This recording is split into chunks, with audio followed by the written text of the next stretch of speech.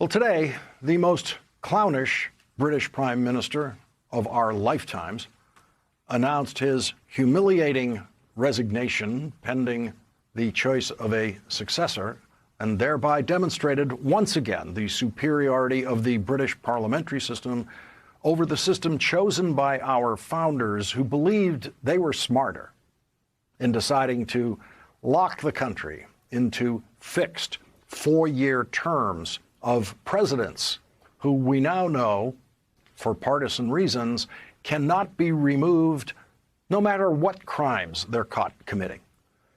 The founders' obsession to avoid all things British in government led them to the creation of the most grotesque institution ever imposed on a so-called democracy, the Electoral College. The only reason to worry about the fairness of the next presidential election is the Electoral College. Without the Electoral College, no problem.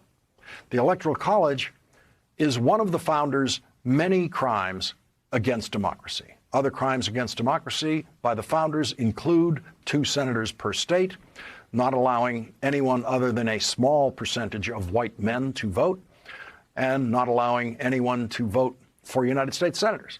The founders were experimenters in democracy, not true believers in democracy. They were dabblers in democracy.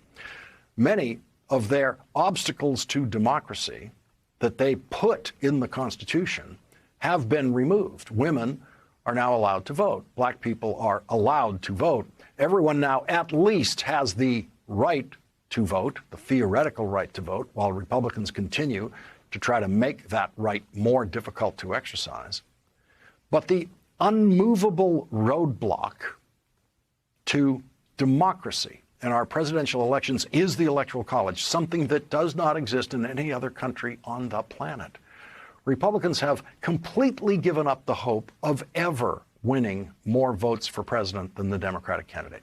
It's been 18 years since the Republican candidate for president won more votes than the Democratic candidate for president. Democratic candidates for president now routinely win millions more votes than the Republican. And so the only hope for the Republican to win, as we saw in 2016, was to somehow win the Electoral College. Prior to the year 2000, every winning candidate for president won the most votes and won the Electoral College. And so the Electoral College was mostly just a theoretical factor lurking in the background of presidential campaigns. Now, the Electoral College is everything. Joe Biden won Pennsylvania's 20 electoral votes in the last election. Donald Trump won those 20 electoral votes 4 years earlier. And now, Donald Trump has a plan to win Pennsylvania's electoral votes again. And this time, Donald Trump won't have to win the most votes in Pennsylvania to win Pennsylvania's electoral votes, because, as we heard on this program last night from Harvard Law professor and former Republican Solicitor General Charles Fried, the radical majority on the Supreme Court may be participating in what he called a slow-motion coup d'etat. The radical majority on the Supreme Court has agreed to hear a case that could allow state legislatures to choose the electors for the Electoral College, no matter which candidate gets the most votes in that state. Pennsylvania is one of the states where that could happen. And the Republican nominee for governor wants it to happen. The Republican nominee for governor, State Senator Doug Mastriano, was plotting with Rudy Giuliani to try to figure out how to give Donald Trump Pennsylvania's electoral votes last time, even though Joe Biden won the most votes in Pennsylvania. It was legally impossible to do. Now, there was some falsely alarmist written analysis at the time in some publications suggesting that the Pennsylvania legislature could do that. But that analysis was always totally wrong about Pennsylvania in 2016, because at the time, the Pennsylvania legislature would have had to quickly pass a law retroactively giving themselves the authority to name electors, and that law would have had to be signed by the governor, who is a Democrat and was never going to sign that law. So the alarm in 2016 was a false alarm in Pennsylvania. The Supreme Court might just decide, though, that even though the Pennsylvania legislature has passed a law, like all other legislatures, delegating their authority to name electors to the voters who choose the electors through the voting process, that same legislature can then simply decide to seize the power back to name electors at any time without passing a new law. The Supreme Court might give them that power. And if the Republican candidate for governor wins in November in Pennsylvania, he will help them do that. And we may be sitting here in 2024 watching presidential election in Pennsylvania being stolen, while it is also being stolen in other swing states with Republican legislatures, and the coup d'etat will be complete and it will be televised. And the day that happens, the United States of America, as we know it, ceases to exist. That is what's on the ballot in November in the state where the United States of America was created. Philadelphia, Pennsylvania was the place where the Declaration of Independence was signed in 1776. 11 years later, in Philadelphia, Pennsylvania, the Constitution of the United States of America was written and agreed to by the then 13 states. The place where the United States was born may be the place where it dies. Nothing less than that is on the ballot in Pennsylvania in November of this year, and in other states that could elect Republican governors and Republican legislatures who are already plotting to steal the next presidential election because the Electoral College allows them to steal it. Without the Electoral College, Republicans stealing the presidential election would be mathematically impossible. They could never create enough fake votes in states like Arizona or Georgia or Pennsylvania to flip the national vote totals, because in California alone, Joe Biden got 5 million more votes than Donald Trump. In New York, Joe Biden got 2 million more votes than Donald Trump. Every other country in the world that is watching Donald Trump and Republicans plot to steal the next presidential election knows that the only way they can do that is the Electoral College. And this is screamingly obvious to other countries because no other country has an Electoral College.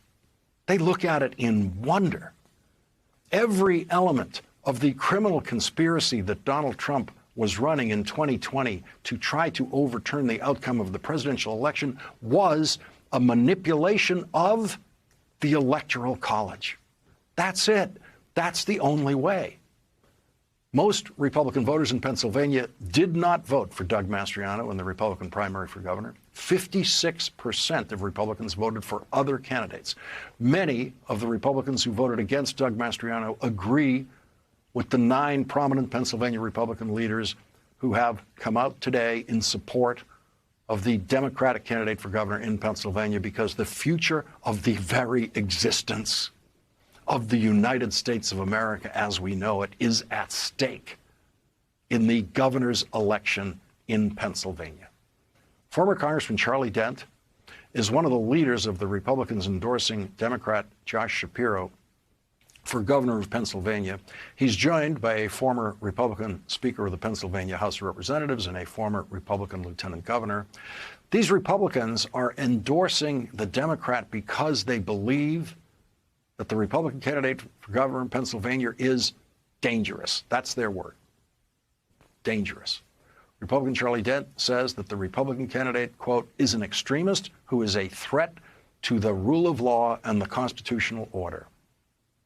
The rule of law and constitutional order are strong words for politicians, but they are way too dry and academic sounding for what actually is at stake. The United States will no longer be united if Pennsylvania Republicans steal the Pennsylvania presidential election in 2024. The United States itself is what is at stake. The word united will have no meaning if Pennsylvania steals the presidential election. Pennsylvania will not be united with its neighboring state of New York, which will deliver at least 2 million more votes for the Democratic candidate. Republicans in Pennsylvania, led by their Republican candidate for president, are plotting not just a crime against Pennsylvania voters, but a crime against the voters in every other state. Republicans who have turned against Donald Trump and Trump-supporting candidates are generally described as anti-Trump, sometimes described as never-Trumpers. That's not what they stand for now. They do not stand simply in opposition to the worst candidate for president in history and the worst president in history, Donald Trump. They now stand in support of preserving the United States of America. And preserving the United States of America by preserving fair elections. Republicans like Liz Cheney and Adam Kinzinger on the January 6th committee, who take a stand against Republicans, find themselves in conflict with family and friends and former friends. The state of Missouri is now seeing such a personal conflict, deeply personal conflict between friends. Eric Greitens is running for Senate. He was forced to resign as governor after allegations of sexual misconduct and campaign finance violations. In a country ravaged by mass murders, Eric Greitens made this campaign ad.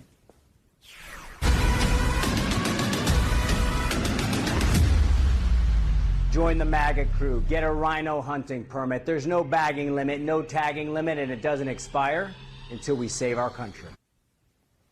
After seeing that ad, Ken Harbaugh, a friend who has attended Eric Greitens' weddings, released this video. Eric, I want you to know that there are worse things in life than running for office honorably and losing. Trust me, I've done that. What you're doing now is not honorable, and it is not a reflection of the Eric I knew. Even if you do win, you're going to lose more than you can imagine by campaigning like this. You're called to hunt down Republicans who disagree with you? That's my mom, Eric. Just because she doesn't think the election was stolen, and let's be honest, you don't either, is not a reason to threaten her. She was one of the few people to reach out when you were forced to resign as governor. She wrote to you about grace and redemption. She reminded you that even the greatest sins, those against one's own family, can be forgiven. My kids, who you've played Legos with, Eric, are going to ask someday what I did for my country in this moment of peril. Yours are going to ask too. I know that weighs on you. Eric, what you're doing now is going to get someone killed. Do the right thing. Drop out. Focus on repairing the damage you have done. And pray it's not too late.